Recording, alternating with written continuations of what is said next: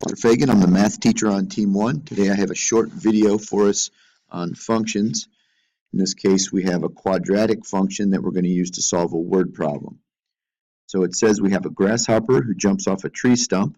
The height in feet of the grasshopper above the ground after t seconds is modeled by the function shown. The height in terms of t is negative t squared plus 4/3 t plus 1/4. We're interested in how many seconds it will take for the grasshopper to land on the ground. Well, since we have a function and we have use of the Desmos graphing calculator, let's open that up, graph it, and analyze that a little bit. Since we have h's and t's instead of x's and y's, my time is going to be represented by the x's. So negative x squared plus, let's put 4/3 in parentheses, 4/3 x plus 1/4, and we have a parabola, which is what we expected.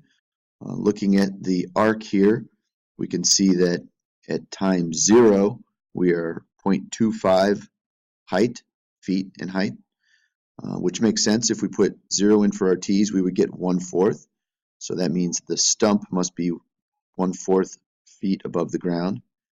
At the peak of our jump, that's 2/3 of a second, we're at 0.694 feet high.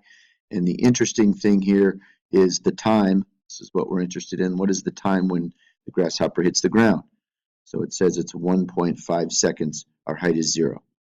So let's take that information and type it in here, 1.5. And then we can use the scoring tool this year, score item, see how we did. And we're good. It says we entered the correct number, which shows evidence that we're able to determine the x-intercept of a function.